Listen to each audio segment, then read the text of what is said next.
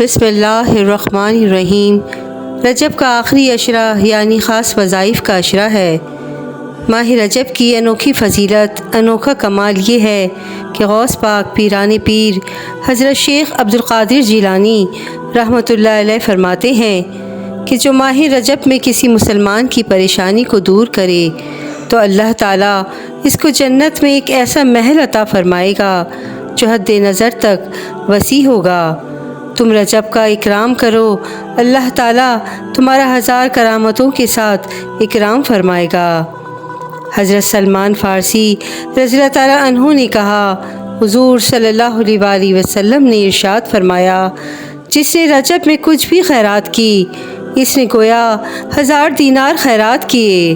اللہ تعالیٰ اس کے بدن کے ہر بال کے برابر ایک نیکی لکھے گا اور 1000 درجات بلند فرما کر 1000 گناہ مٹا دے گا۔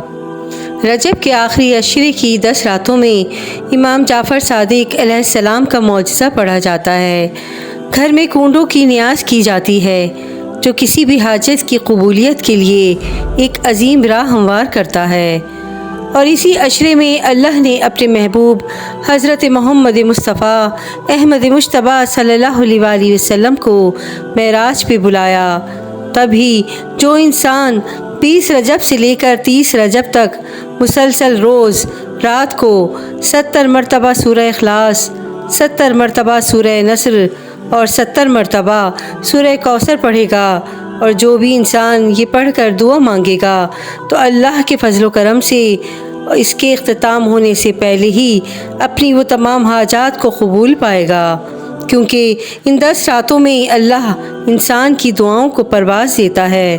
اے لوگوں، اگر پریشانیوں سے نجات چاہتے ہو، مصیبتوں سے دوری چاہتے ہو، کامیابی و خوشحالی مسلسل چاہتے ہو، تو 20 رجب سے لے کر 30 رجب تک اس ایک خاص عمل کو اپنی زندگی میں شامل کر لو۔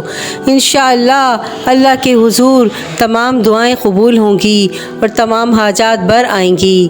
سبحان اللہ، سبحان اللہ، سبحان اللہ۔ کیا خوبصورت رجب کے مہینے کی برکات ہیں۔